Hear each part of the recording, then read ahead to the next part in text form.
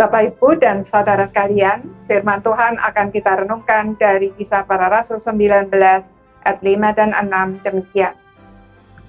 Ketika mereka mendengar hal itu, mereka memberi diri mereka dibaptis dalam nama Tuhan Yesus. Dan ketika Paulus menumpangkan tangan di atas mereka, turunlah Roh Kudus ke atas mereka. Dan mulailah mereka berkata-kata dalam bahasa roh dan bernubuat.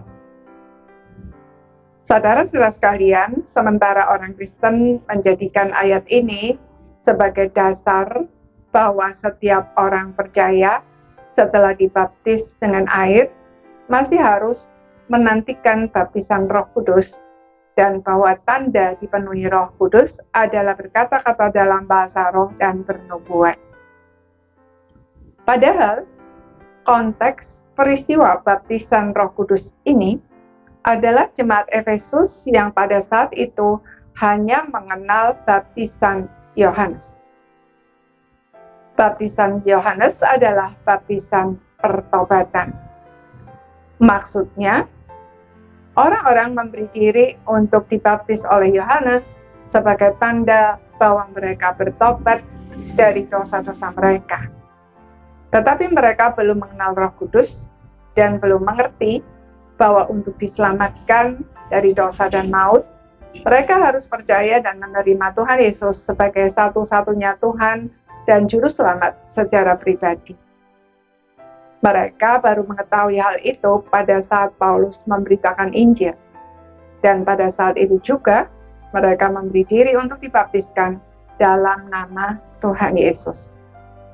Itulah sebabnya ketika Paulus menumpangkan tangan ke atas mereka, turunlah Roh Kudus dan mulailah mereka berkata-kata dalam bahasa roh dan bernubuat.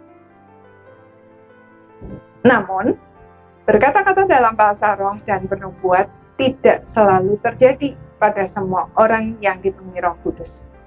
Sebab berkata-kata dalam bahasa roh dan bernubuat hanyalah sebagian dari berbagai karunia rohani yang diberikan Tuhan kepada masing-masing orang percaya secara khusus menurut kehendak-Nya.